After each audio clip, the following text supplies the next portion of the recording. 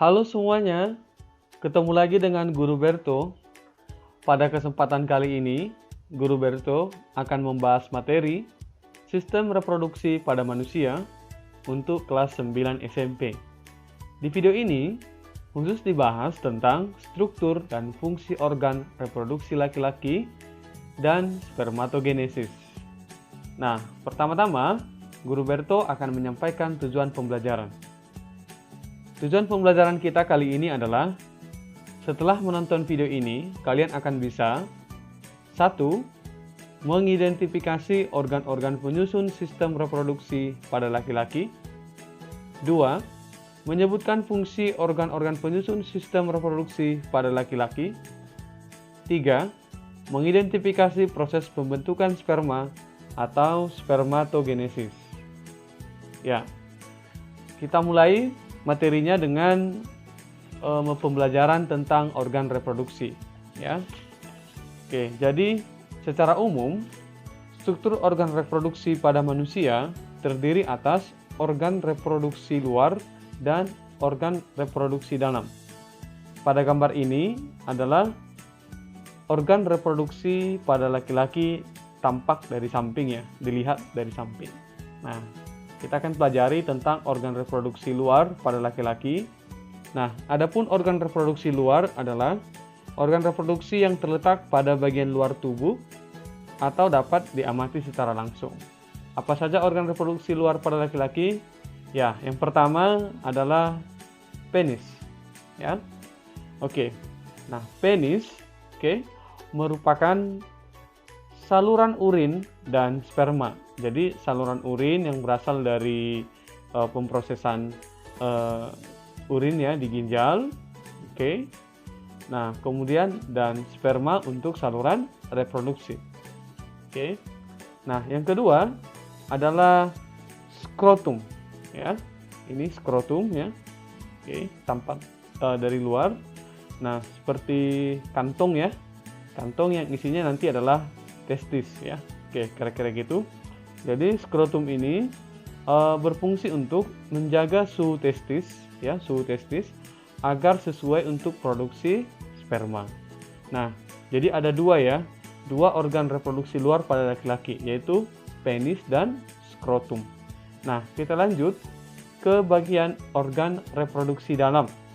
Nah, adapun organ reproduksi dalam adalah organ reproduksi yang terletak pada bagian dalam tubuh dan tidak dapat diamati secara langsung. Jadi tidak dapat diamati secara langsung.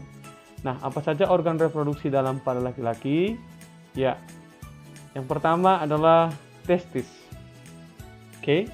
Nah, jadi testis berfungsi untuk menghasilkan sel sperma, ya, sel sperma dan hormon testosteron, ya.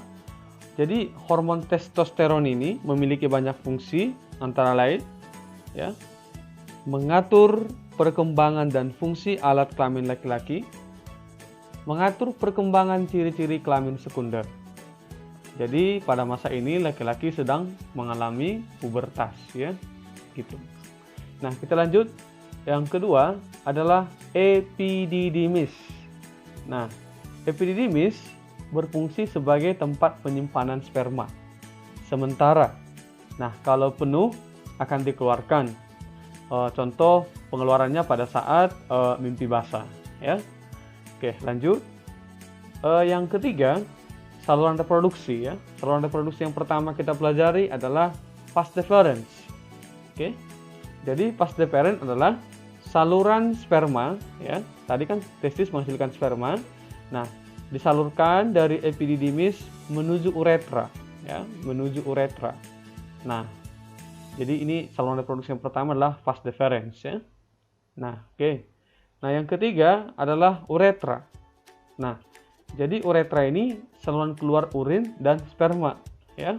Jadi urin, ya, hasil pemrosesan dari ginjal, sementara untuk reproduksi, untuk saluran sperma itu adalah untuk reproduksi. Ya, ini organ reproduksi dalam. Nah, selain organ reproduksi dalam, kita juga mengenal yang namanya kelenjar reproduksi, ya. Nah, ada 3 kelenjar reproduksi pada laki-laki, ya. Yang pertama adalah vesicula seminalis yang letaknya di belakang kantung kemih. Ya, ini adalah vesicula seminalis. Nah, vesicula seminalis menghasilkan zat yang bersifat basa, ya, fruktosa, hormon prostaglandin, dan protein pembekuan. Ya, oke. Nah, kita lanjut untuk kelenjar reproduksi yang kedua. Nah, kelenjar reproduksi yang kedua adalah kelenjar prostat. Ini di bawah kelenjar vesicula seminalis. Adapun fungsi kelenjar prostat adalah yang pertama menghasilkan cairan keputih-putihan. Jadi kelenjar prostat ini dalam bentuk cairan keputih-putihan, ya. Kemudian sedikit asam, pH-nya 6,5 dan terdiri dari asam sitrat untuk menghasilkan energi, beberapa enzim seperti enzim pepsinogen, lisozim, amilase, dan seminal plasmin sebagai antibiotik, ya. Nah, dan kelenjar yang terakhir, kelenjar ketiga adalah kelenjar Cooper atau sering disebut dengan bulbouretra. Nah, oke. Adapun fungsi kelenjar Cooper adalah menghasilkan lendir dan cairan yang bersifat basa dengan fungsi melindungi sperma dari sifat asam urin yang tersisa pada uretra. Jadi sperma dan urin itu tidak pernah secara bersama-sama dikeluarkan, ya.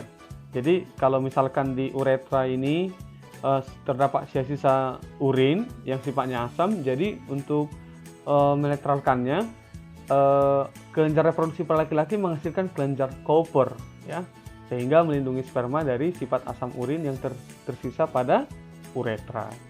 Nah, itu tadi tentang organ reproduksi luar dan organ reproduksi dalam pada laki-laki.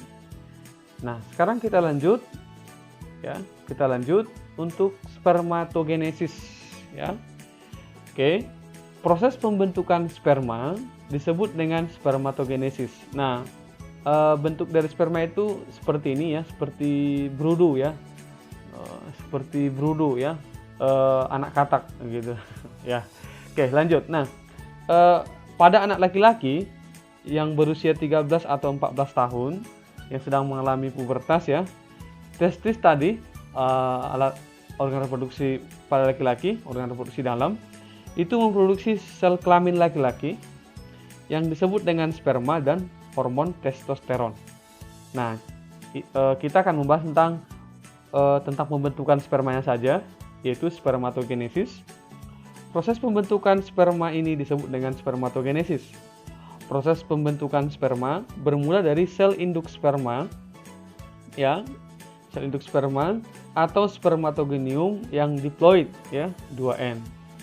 Kemudian selanjutnya sel spermatogonium ini membelah secara mitosis. Nah, karena membelah secara mitosis, maka menghasilkan sel anakan yang mempunyai karakter sama dengan sel induk, ya. Jadi sel diploid tadi diturunkan juga. Jadi tetap hasilnya adalah diploid, ya. Kemudian spermatosit primer, ini spermatosit primer membelah secara meiosis, ya, membelah secara meiosis. Yang tadi 2N dibagi 2, ya, N dengan N, ya. Oke. Spermatosit primer membelah secara meiosis membentuk 2 sel spermatosit sekunder. Oke. Spermatosit sekunder, ingat ini sekarang jumlah kromosomnya sekarang menjadi N, ya, bukan 2N karena membelah secara meiosis. Oke. Nah, setiap sel spermatosit sekunder tadi, ya, membelah lagi, ya, mengalami pembelahan meiosis lagi, membentuk 2 sel spermatid. Oke, jadi masing-masing spermatosit sekunder tadi, spermatosit sekunder tadi itu membelah masing-masing menjadi dua spermatid. Nah, selanjutnya spermatid ini mengalami perkembangan dan diferensiasi. Ya, bentuknya berubah, ya, dari bulat menjadi seperti berudu atau kecebong, ya. Oke, nah kemudian menjadi spermatozoa atau yang sering kita sebut dengan sperma. Ini mature sperma cell, artinya sel sperma yang sudah dewasa. Oke, demikian penjelasan Guru Berto tentang organ reproduksi pada laki-laki dan spermatogenesis. Jangan lupa untuk beri like, komentar, subscribe, dan share video-video Guru Berto. Semoga bermanfaat. Terima kasih.